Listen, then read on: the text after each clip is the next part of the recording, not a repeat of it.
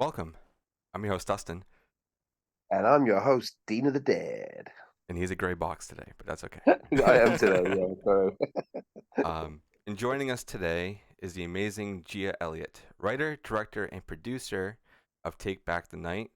You have also acted, produced, and directed other films, but today we're going to be diving into the way of indie filmmaking and talking about Take Back the Night. Gia, how have you been? Thanks for having me. I've been great. Yeah, Yeah. it's been a while. We did meet very briefly in person at Salem Horror Fest last year, right? It was last year, right? I think it was last year. It had to have been, right? Oh, well, now it would be the year before last because it's been 20 and now it's 2023. So Oh I my think we met. god, I swear, like time has just been so like warped in my mind. But yeah, we did meet very, very briefly when this was shown. Um and it was a great film. I loved seeing it on the big screen. So it's awesome to have you here and talking about it. Yeah, thanks for having me. Yeah, of course. There's always one thing that I like to do before we start diving into the main bit is kind of just going over with our guests of how everything started with you. Was filmmaking and acting something that you were into when you were young, or is there something that kind of sparked your interest? It's a good question. I will say I am not an actor. Like I have in the past acted, but it was mainly from the lens of becoming a director. I wanted to know what it meant to be an actor. So I got myself into an acting class in Los Angeles, went through the whole thing, but I never, like auditioned or appeared in a couple friends like short films, but it was more like, oh, you're around and down to do this. But I was never trying to actually master the craft of acting. It's very difficult. And I think actually going through that experience gave me a real appreciation for what I like to think of as the jump out of the plane moment, which I could never get to that point. An actor will memorize their lines, metabolize the scene, come up with, depending on how an actor works, an actor might set intentions or have strategies that they want to go into the scene with. And then the second that this scene starts, they jump out of the plane. They just forget everything and they exist in the same space as their scene partner. I could never do that. I could never get to that point. I could never let go of the homework. And so I think that kind of transcendence is magic, and I have a lot of respect for it. But how did I get into filmmaking? I don't know. I think I always had something to say. I thought I would be a poet. And so, all throughout my childhood, I was always writing, putting up Yeah, little productions. I put up a production of Beauty and the Beast in my elementary school. I that's petitioned awesome. petitioned the principal to let me do this. We didn't have a theater. I wanted to put it up in the library. And he said, if you can find a chaperone to supervise, then yes. And that's how my mom became a drama teacher. And she, to this day, is a drama teacher. That's So she was like awesome. a good run for her. And then I just always was making things all throughout college. I was always making short films. And actually, like my good friend Alana Masterson she's on like The Walking Dead and stuff. We buddied up and we went to the same boarding high school, and so we like buddied up in high school and would make like tons of these like weird short films, like an oversaturated color, like purple. They'd all be these like dark purple colors with like so dramatic with placebo soundtrack in the background, like all these Nice. dramas, and then similar in college and just like writing a lot of poetry in college too. And I just always sort of thought that I would do something real with my life. Like I went to law school after that, and then I dropped out because I just couldn't. I think if I think of actually, if I would have found a type of law that was really interesting during law school, I think I would have been a lawyer now. But instead, I was sitting on the bench with a judge in the Supreme Court of New York, which is actually the bottommost court of New York on calendar days. So I was watching, sentencing hearings and motions. And so it's kind of depressing to watch a lot of like young Black boys hug their moms and go away to Rikers because they're being sentenced on a mandatory minimum and being tried as adults because couldn't tell you why. They're 17, shouldn't be there. And so we can only take so much of that before you're like, I'm going to move to Los Angeles and just start over. Get some sunshine. Yeah. And that's what I did. And so I found my way to LA, quickly got a job at one of the big agencies, worked at WME, did the agency trainee program. And then I was just always busy. I wanted to make things. I was constantly writing or finding people to help me shoot something or create a web series, convince a couple friends to like finance a web series that we then sold to Gunpowder and Sky and was on Vessel when Vessel was a thing before that tanked. It's basically like a Quibi, kind of before Quibi, but minus the A-list stars in it. Yeah. Yeah, but I was always busy. I was never at bars. I was always out shooting. I was always tinkering with cameras and trying to say something.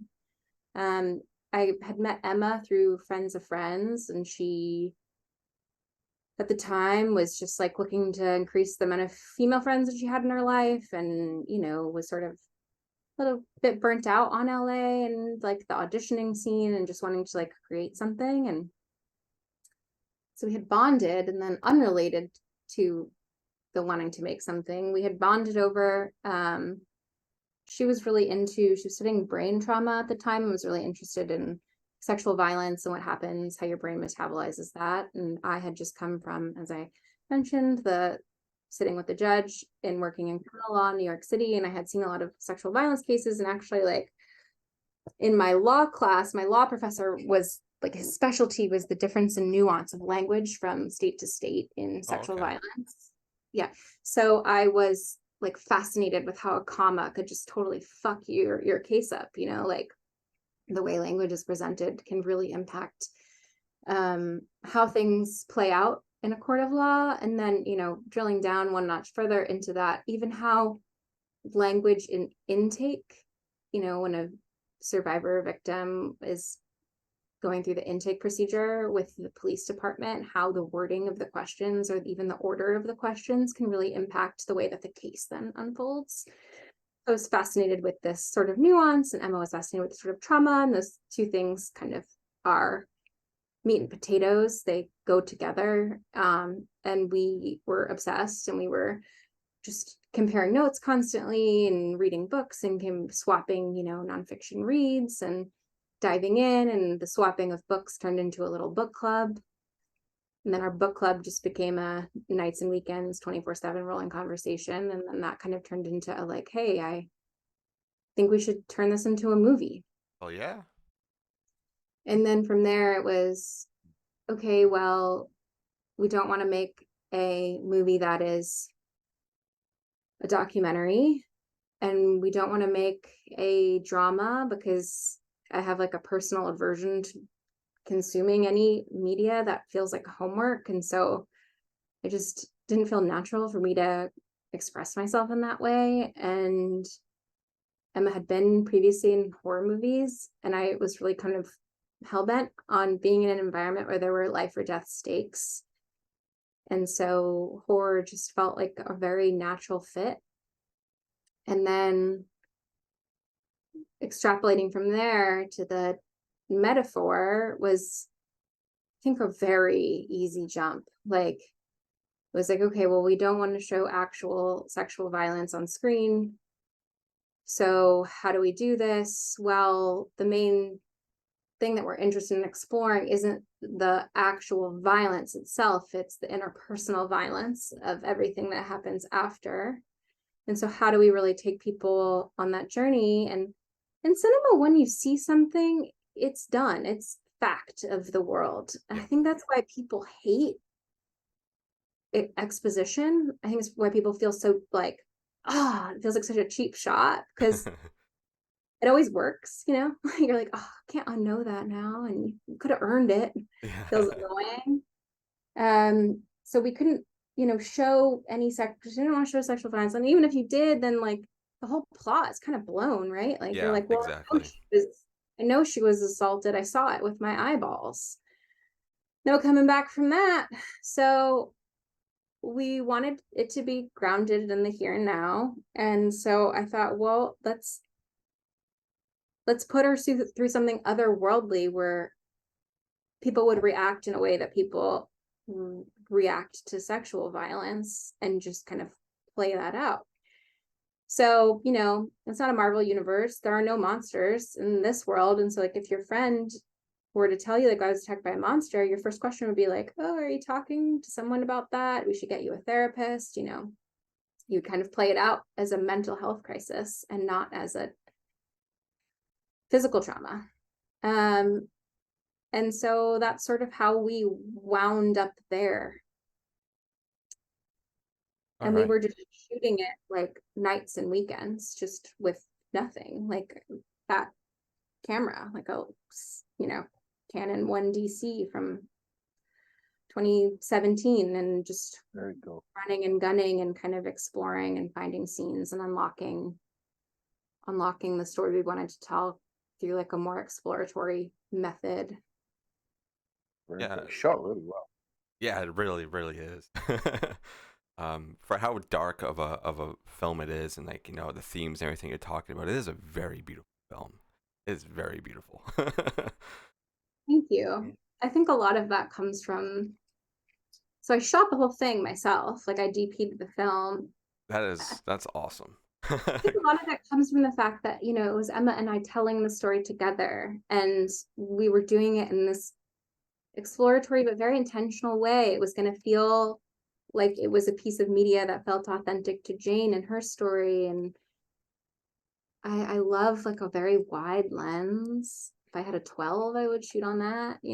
I just shot like most of it on a 24, like a 50 is even like too close for me. I really like to have like big wide sweeping motions. And so what that means is like, as you've seen the film, I just can't get away from it. I am just, for better or for worse, I'm married to the ECU. It's my favorite shot. I just like want to be up in your face the whole film. And so when you're on a 24 and you're shooting an ECU, like you're this far away from your subject. And so, and again, like we were unlocking the stuff together. So a lot of that early footage that is the kind of cornerstones of what turned out to be the film, like it was a very intimate process, I would say, between me and Emma. I would constantly, like in my notes, from like my diaries from when we were shooting, I would always like describe it as a dance. Like we were like dancing. We were like partners in this medium together.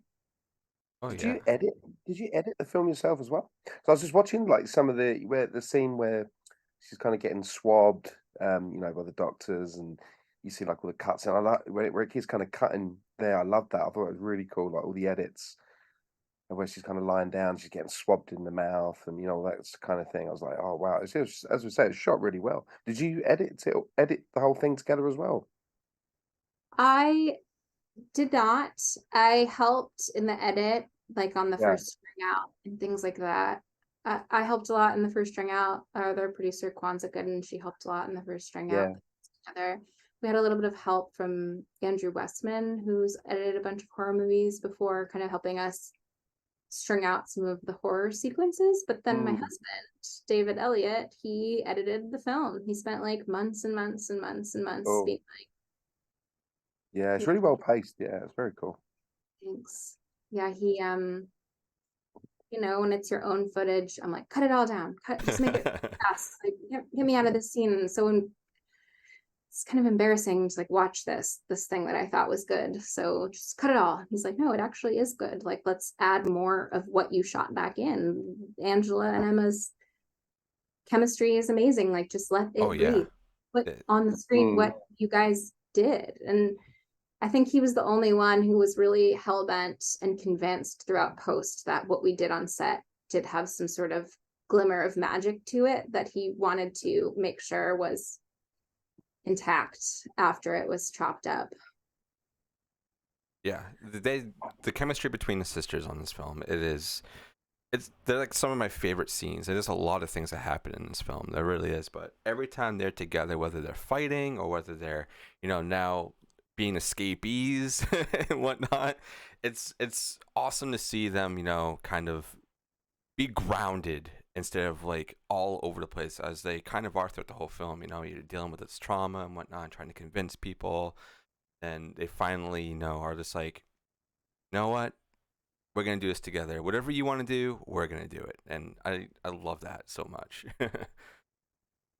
And also, Dean, I don't know if you have any questions to want to throw in their chance. Yeah. So you said like you was shooting it over weekends and like whenever you could. How long did it actually take you to kind of complete all the shooting of the movie, and how did you kind of fund it? Was it just kind of you just had your own budget and you just kind of was working with friends and rallied around, or what was the kind of process, time frame for getting it Yeah. all shot?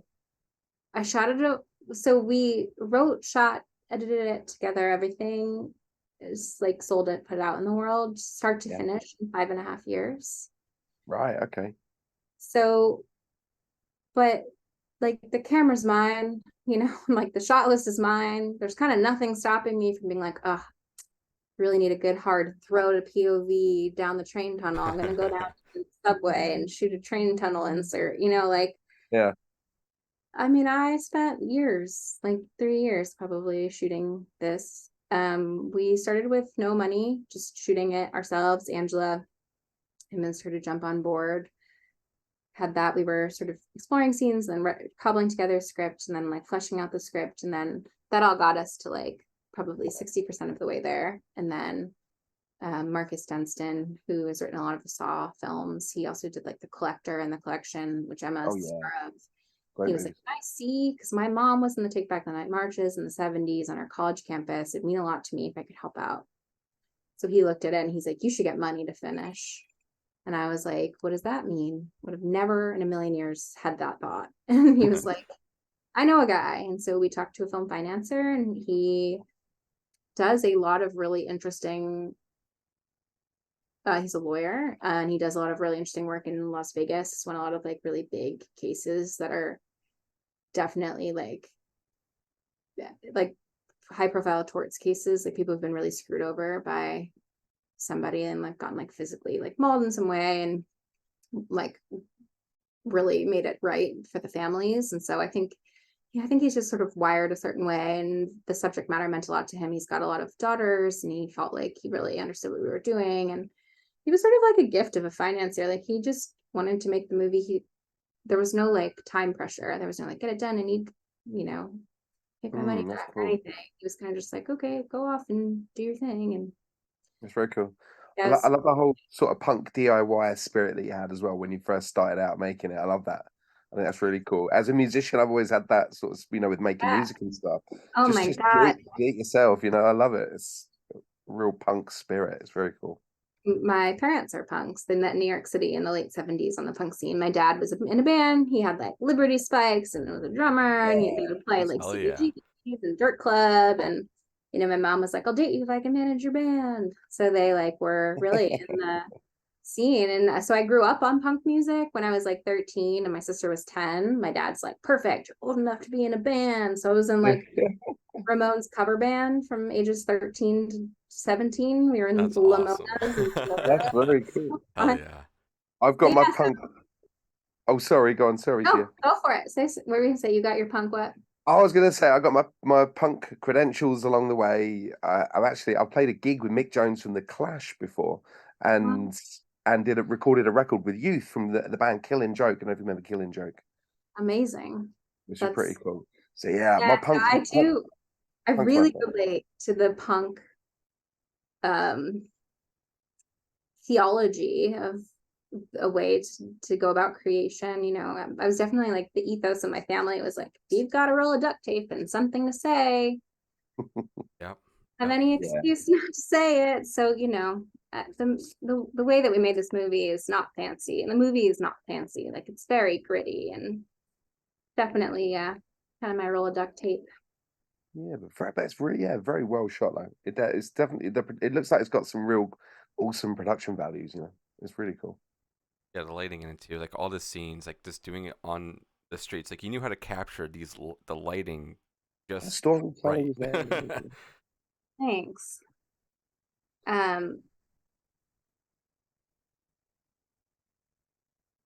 yeah, you know, the lighting is interesting. I really did not want to light the film. I really wanted to do like all grounded light, all available light.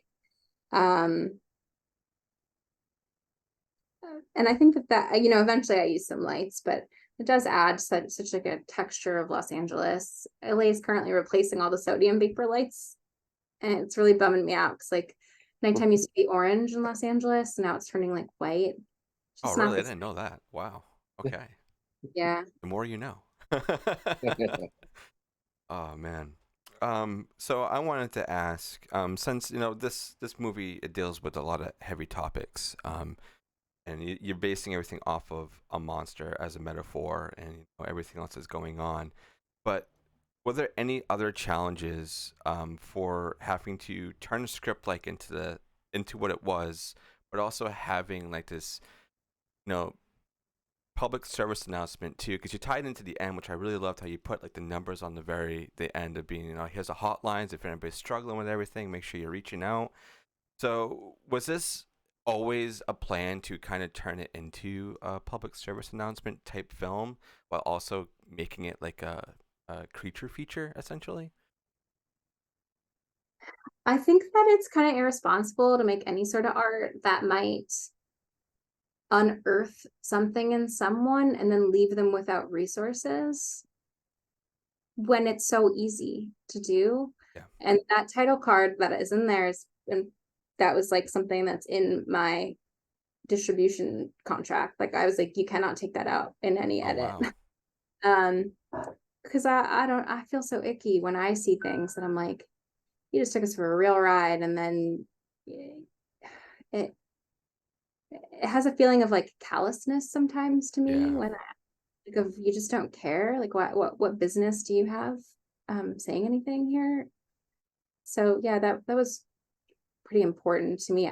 I did a lot of hand wringing about whether or not to put like a trigger warning up front of any kind. Hmm. Um, and then when I saw the marketing, it was so like they really like leaned in really hard, you know, to the like underlying topic of it all. Like in my mind's eye, I was just gonna like make a monster movie and people were gonna watch it all and then be like, whoa, at the end, like surprised, like shocked, just be like, oh, you know, that is 2020 hindsight, like that is what I was watching the whole time. Which is funny because in test screenings, like that was the reaction. You know, like when I would just show like family or friends or people that I know whose opinion I trust, they would get all the way to the end and be like, Mike, like you had me, like you got me. And so I don't know, like, you know, I like when the lead's buried a bit, but after I saw the marketing, I was kind of like, well, people will know to like, if people have triggers and know to look for things like that, they'll figure that out before they go to watch the film. Yeah. So I felt pretty confident in doing that. But I think if the marketing had been different, then I think I probably would have,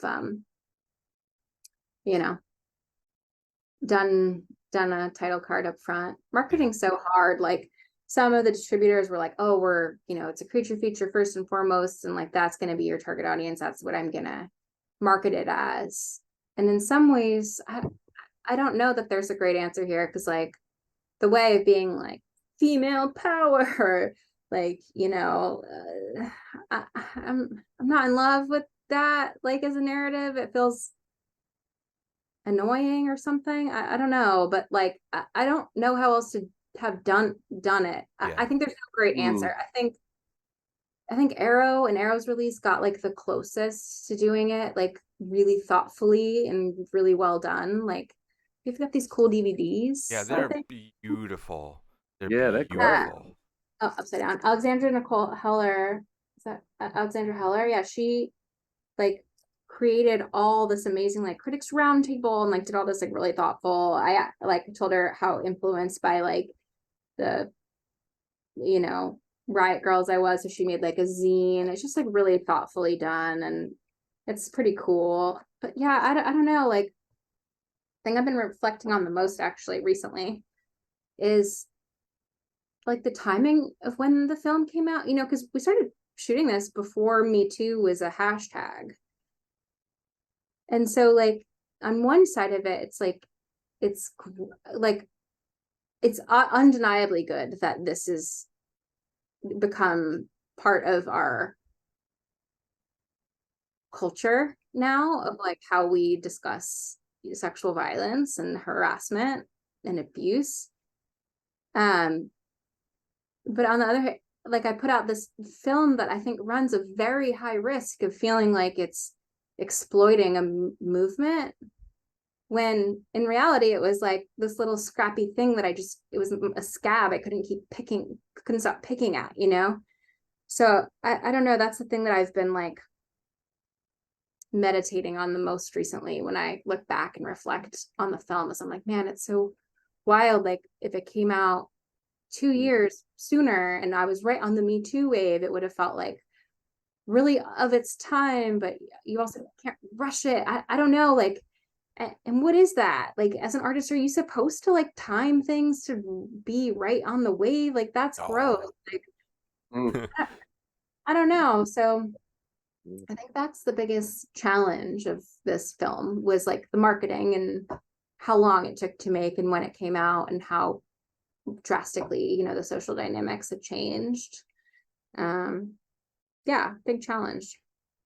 I mean, it all came out great, and even you, like, you know, thinking about all this stuff, it's a very powerful film, and I think, you know, everybody should watch it if you can. I mean, obviously, if you have triggers, that if it's gonna get to you, then maybe just avoid it. But like this movie has so much heart in what it's trying to tell, and it's a rough subject. It's really rough. You don't see many other films like trying to write about anything like this on the way and level that you and Emma did, and how you shot it, and really, you know, putting it in perspective and having it through this one person's like lens. It's usually about everybody else, but it's this one person who really feels like they're going insane. Nobody wants to help them, regardless of what they're saying or regardless of the evidence. Like, they're going down this rabbit hole, but at the end, they come out on top.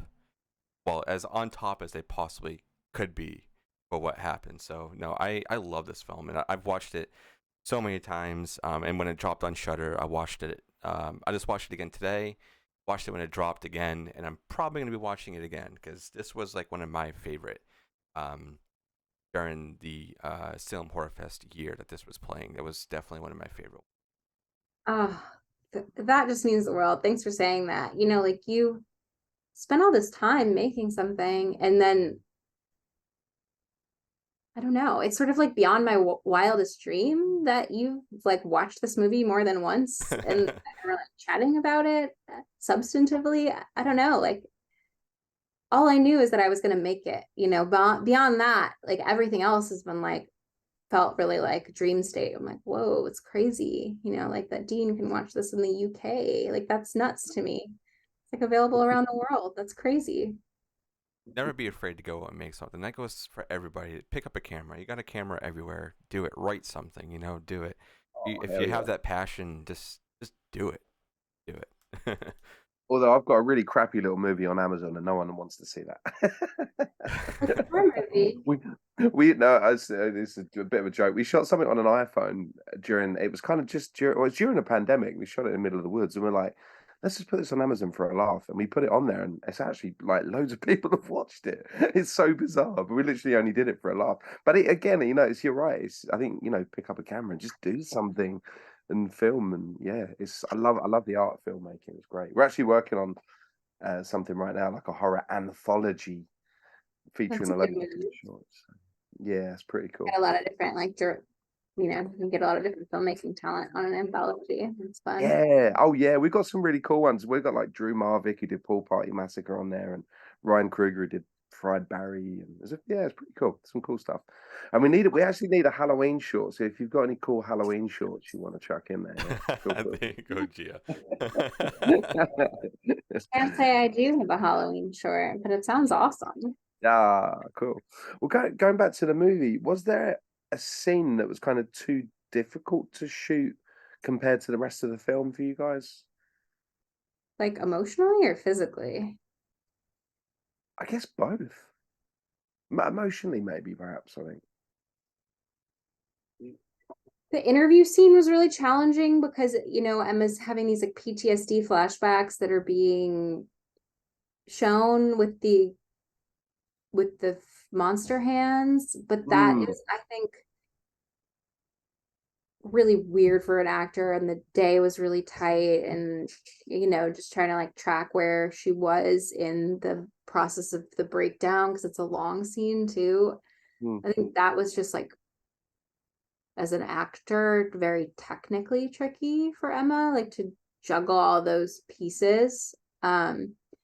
It's so hard to overstate how much of a pro Emma is, and how precise her performances are, and how mm. grounded and in the moment she is in them. And I think the chaos of the day of that was, given the level of emotional availability she needed, the only time that I ever saw her like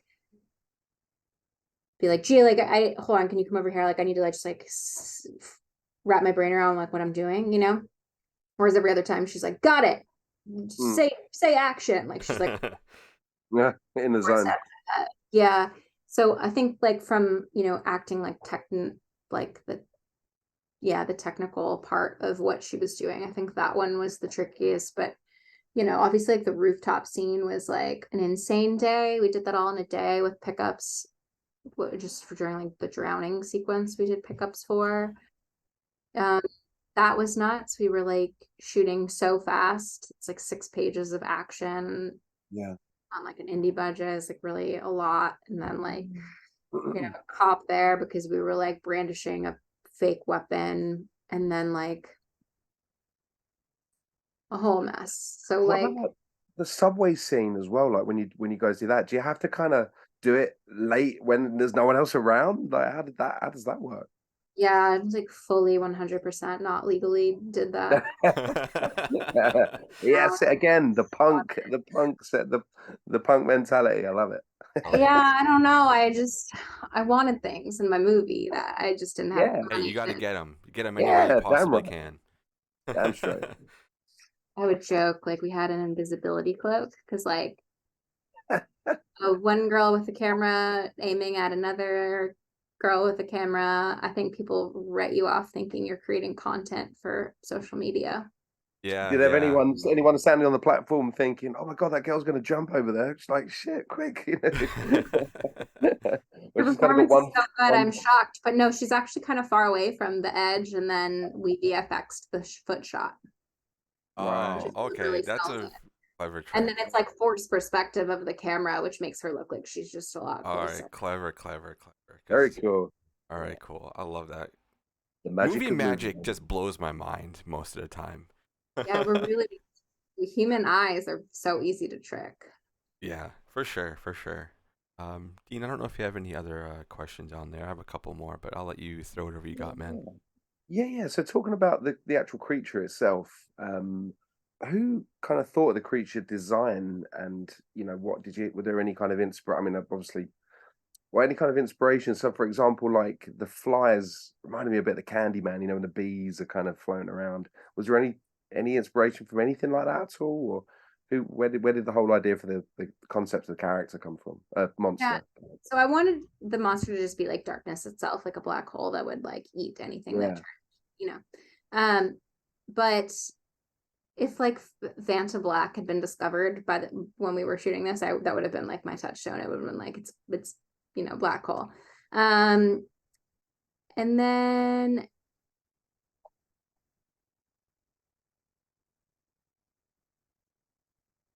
yeah, and then I'm trying to like figure out the timeline of this. So like we thought it would just be like a shadow. Well, we first just thought it would be a POV, and then we got a little bit of money, and I was like, oh, it'll be like a shadowy thing, and then it'll be like darkness, like hunting her, like darkness Mm, hunting her. Okay.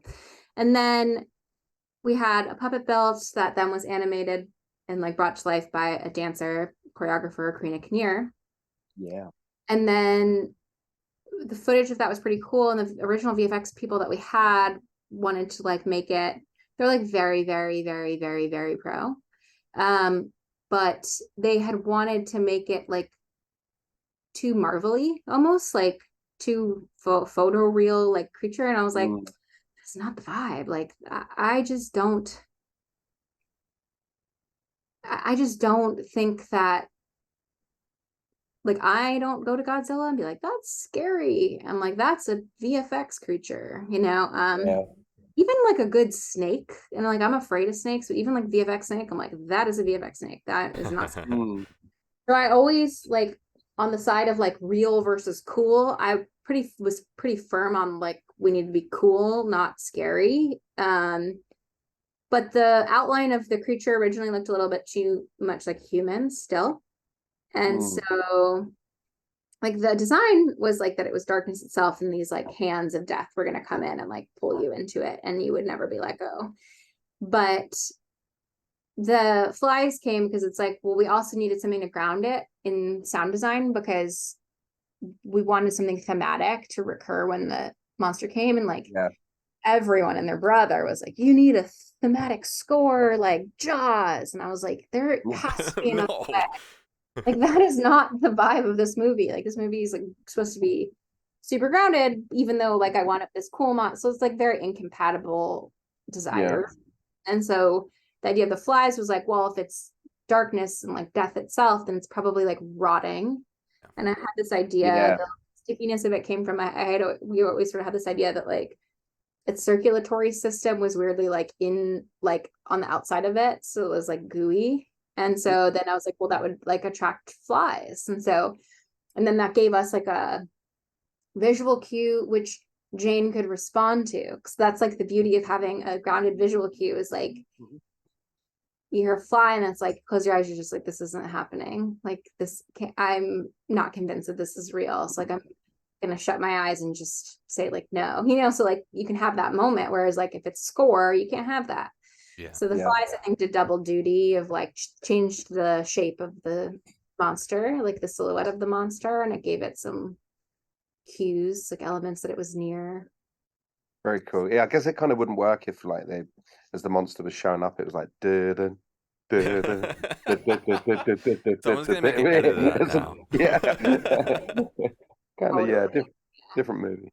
I was really picky about, you know, the use of sound design and score too. Like I'm like, it's gotta not be like the score can't be why you're scared. Exactly.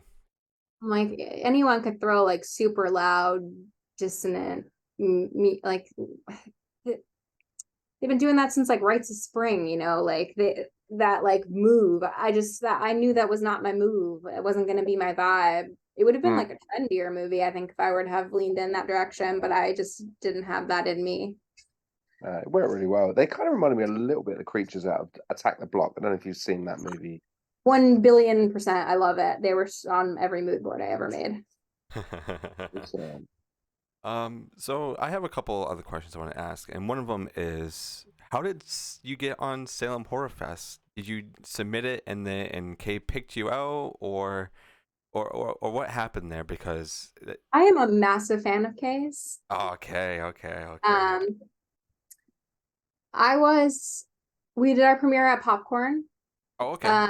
In Florida, and I asked Igor, one of the programmers, hey, what other festivals should I be going to? And he's like, oh, Sound Horror is definitely one of the coolest, and I bet Kay would love this. So I emailed her and said, hey, Igor said you might love this. Can I submit it? And she says, send me the link. And she watched it. Like, I sent her the link, and like the film's 90 minutes long. Like 92 minutes later, she's like, would love to screen this. I'm so happy that happened because there was a lot of heavy hitters during that year, and this was one that stood out a lot for me. I went home like thinking about it a lot. I'm like, oh, I want to watch it again, but I'm like, damn it, I can't, because I don't think there was an on-demand one for that year. There was not. Well, there was, but I was not part of it. Yeah, that's what I thought. I was like, damn it. So now I have to wait for it to get picked up somewhere, and I was patiently waiting. And then when the announcement was like, Arrow is now picking up Take Back the Night, I was like, yes, finally. And then Shudder's like, oh, and guess what? Now this year you can watch it on our platform. I'm like, oh, finally, I can watch this movie now because I loved it. Well, thanks. You could have emailed me. I would have given you a link. But no. I know, but I like to support as much as I can. That's so damn nice. I can't tell you how much that means. It's just the greatest. Yeah, that movie was that year was a great year for the horror festival circuit. I feel like so much was at like the Sadness, Alone with You. Like there were just so many good ones. And we were like Yeah. at all the festivals together. And Brandon Christensen, who did Superhost, he did Z, Stillborn, he did like, he's amazing. But he told me at Popcorn, he's like, you gotta go to all of them. Like even if it's at like a teeny little theater in the middle of nowhere, like you gotta go. You gotta just like go and sit. And yeah, we played Telluride Horror, which was like, you gotta go to Telluride Horror Fest if you're a fan of horror. It's the craziest thing I've ever experienced. I had no idea. Because like, at a film festival, I'm like, oh, the first thing I want to do is the shorts block. Because like I'll get to meet 5 directors. I'll get to see like early works from people, which is always really exciting to me. Like, can't tell you how many filmmakers I've been following since like the first short that I saw of them, like Benza Hetland's, like Glory at Sea. And then, obviously like Beasts of the Southern Wild came out and I was like already a huge fan of his from a short film. I love watching short films. So gotta go shorts block. And I'm like, oh, it's like 10 a.m. shorts block. Wake up, I'm gonna get my coffee, mosey on over at couldn't get a seat. 9:45, you're toast. You had to have been in that line for an hour. Yeah. Wow. Yeah. What was it It called? was amazing. I was like, this is amazing. It was early to every shorts block line from then on out. What was the name of that festival again? Telluride Horror. It's like a week or 2 after Telluride Film Festival, and it's in Telluride, Colorado, which is like one of the sickest places on earth that I have ever been. Yeah, I hear about that one a lot. Did you say Telluride? Telluride. Okay. Telluride. I know, sounds like some super British town, doesn't it? Telluride. Like, Sure does. yes. I live in the that's in the US. Telluride village. Oh man. Yeah, Dean, that's a really good one. The thing is like there's so many festivals, especially here in the States. Dean, I know like they're starting to really pop up over in the UK right now. And they're trying to, because Dean, he goes to all the conventions. He's a vendor, so he does horror themed hot sauces. So he's at like every convention, whether it's horror or not. So he's on it all the time, and there's a lot over here. He's trying to get into the States right now. And yeah, man. Dean, there's Just a lot. Got some really good collaborations coming up as well, which is cool. So I'm trying to make some inroads over into the US. But yeah, I do all the horror cons and comic cons and whatnot over here, and we do like the BBC food festivals and stuff like that. It's really cool. It is very cool. But that's amazing. Yeah, it's pretty cool. We just picked up a collab with Rob Zombie's brother, Spider One. Yeah, he's such a lovely guy. Like I love his music. I love his band, Power Man.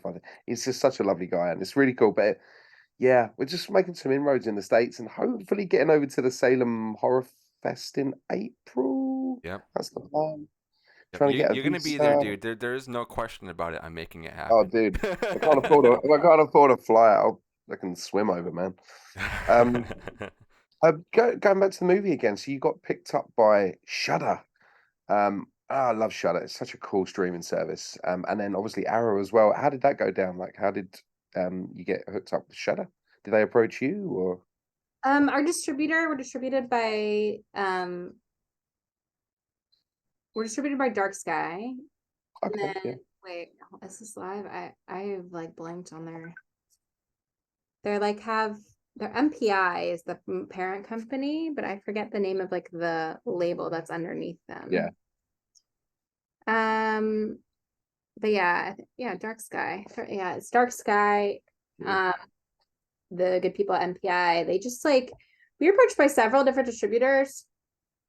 Had a couple offers, and MPI just like, they have a worldwide team. They're like mostly based in Chicago in the States, but the team got the film. Like they were the only distributor to like want to discuss, how did you come up with the cold open? Like talk about how her scar looks like a botched C-section. Like they like had things that they had noticed about the film and that they liked. And I was like, I love the way that you talk about the film. Like you're going to go out and you're going to talk about it in a way that I feel like I can trust you to talk about my film. Like some of the distributors you talk to are like, I don't know that you love this film. Like, I think you think that you can sell this film, but I just spent so many years of my life, like pouring my heart and soul into this. Like, I just wanted to be taken care of. Yeah. So they were just amazing. And I felt like they really got it, and they took it out and they set us up on all these. We had like that limited theatrical run that they set everything up. They're our worldwide distributor. So like they've done all the credit goes to them. I can't take any credit, but they landed Arrow, and that I was like over the moon about, couldn't believe. And then Shutter was kind of quickly after that, and that was like also amazing. Super cool, yeah. They've done a really, really great job. Oh, Yeah, Nicola over at MPI has been our main rep, and just I've loved working with them. They're really great. Hell yeah. Now everybody gets to see your film. I love it. Love it. Dean, do you have any last questions, dude? Or No, I'm good, man. Yeah, no, it's all yours, brother. All right, so I have one final one. And Gia, do you have anything in the works right now that anybody can keep their eyes out for? No, I actually don't know that I'll ever make another movie or Oh, really anything. on. Like Come I on. yeah, no, I'm like dead serious. I've got a family now. Yeah. Like my son is 4, and I have been working in tech. I work at Fox. I work in tech for Fox. I work in like blockchain technologies now, and I have to say, like the industry in Hollywood, I don't know that I can survive that. Mm. And I'm now like in a position where I need to like keep the lights on. I can't Yeah. just like be an artist for like I'm doing like I'm back to my roots, and like I'm writing lots of poetry and I'm doing like all of That's that. But awesome. like I don't know. I don't know that I'll ever do anything else. I think this might be it. Well, I Might be mean, like, even if it is the only thing you made an Yeah. amazing film. An amazing, amazing film. And I want Yeah. everybody to go and watch this and support it any way you possibly can. And who knows, maybe that you'll just have that one idea that's going to come to you and be like, hey, I got to do this. Yeah, Where's you my might come I camera? across have them all the time. I have to Yeah. sweat them out like that. I feel like they're like drugs. I'll like get an idea, and then I'll just like but like it's really hard to understand that like Hollywood is a huge beatdown. Yeah. Like I'm watching Academy Award winning writers go and sing for their supper at age 60. Like it is bleak out here. And then these like young 20 somethings come in, they're development execs, and they like haven't seen seminal works of cinema that you like reference. And they're like, it's just wild. So I don't, it's not really like a healthy industry. And I feel like it's kind of creativity crushing in a way. Yeah. I don't Yeah. know. Like I did this whole movie, I put it out, we played all these festivals, we won all these awards, I'm on all these cool platforms, and then it's still like pulling teeth getting like even reps trying to like look at my stuff. I'm just like, I can't, this is insane. And then I started working in like regular business, and I just was like a rocket ship. Like I was like, Yeah. oh, is this what it's like to just like have a normal job? I had no idea. Like just swiftly like climbing the ranks, and I was like, oh, because I have like the work ethic of an independent filmmaker and the heart of like an independent filmmaker. Yeah. And so I don't know, I think part of when I was like I can't talk right now, because I was like I don't know that I want to be a filmmaker as like an identity. Yeah. I might make another movie like when I'm older, but I liked how I did this one. It was like on my terms. Oh, yeah. Yeah. Yeah. I mean, like I said, you made an amazing film. So if it ever comes to the point where you do want to make another one, I'll be there. I'll be watching that, even if it's a short film. Oh yeah.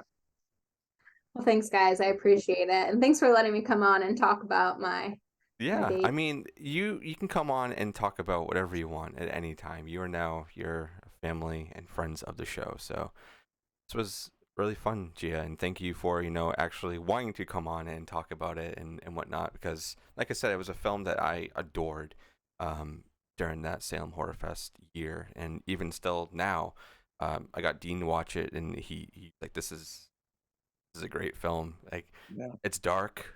And it's meant to be dark. It's meant to make you Yeah, feel it's like a powerful that. movie, man. Yeah.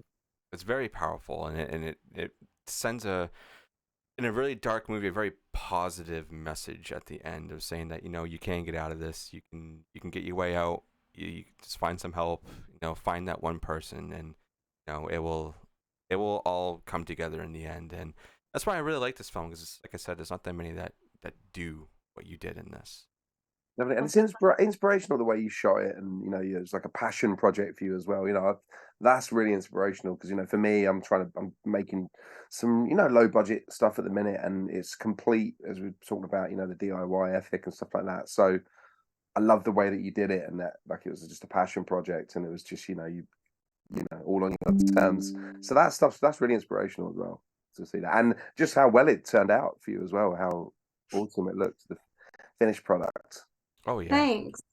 Yeah, I'm pretty proud of it. It's like, Yeah. it feels like a nice, hearty accomplishment of like, I can point at that and be like, I did this thing. No one can take that away from me. And that feels like pretty damn good. Very cool. Hell yeah. Gia, thank you for spending some time with us and talking about this and, going through your life really until this moment. This is great. So yeah, thank you. Thank you so much for doing this. Yeah, Thanks for thanks, having Gia. me. Sorry, I'm just a grey box today, but It's I'll all good. reappear at some point. It's all good. We all have to be a gray box every now I'll and I drop then. you a mean, the follow main over this question is, when am I going to get some hot sauce? Oh, I'll drop you. Are you on Instagram? I'll drop you a follow over on Instagram, and then you can see what we do. Yeah, follow. I'm not really like on any social media because of like, it's not good for my mental health. But you can follow Yeah, Seek Back Tonight on Instagram, yeah, and yeah, I'll follow you guys. Yeah, yeah. Cool. We'll do out that. Yeah, here. Hell we'll do yeah. that right. Yeah, yeah. No worries. And we'll get you some hot sauce over. Definitely. Hell yeah. Love it. Hell yeah. Love to see it. Hell yeah. Well, I think that's all that we have for this one, Gia. Thank you, Dean, as Thank you. always. Thank you for being here as well. No And worries, man. go check out Take Back the Night and go support it wherever you can. Get a copy, and we'll see what Gia is doing and later in life. We never know. All right, everybody. Thank you so much for being here, and we will see you next time.